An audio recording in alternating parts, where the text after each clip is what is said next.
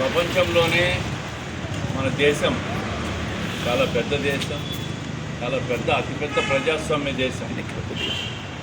ప్రజల నిర్ణయాలే పాలకులు అమలు చేస్తున్న ఏకైక దేశం మన భారతదేశం.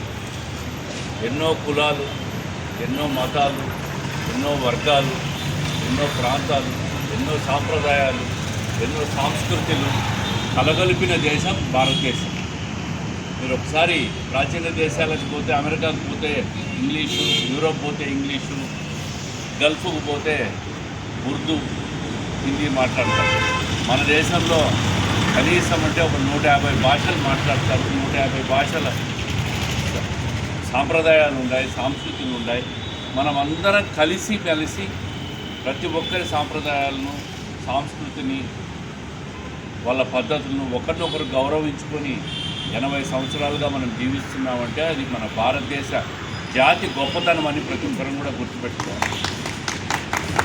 ఈ దేశం కోసం, దేశ రక్షణ కోసం పాకిస్తాన్తో యుద్ధాలు, బంగ్లాదేశ్ యుద్ధం, చైనాతో యుద్ధం, కార్గిల్ వార్లు ఇవన్నీ చేసి దేశాన్ని రక్షించిన జవాన్ల కోసం, జవాన్ల కుటుంబాలకు, చనిపోయిన వాళ్ళ కుటుంబాలకు ఘనమైన నివాళులు అర్పించాలా.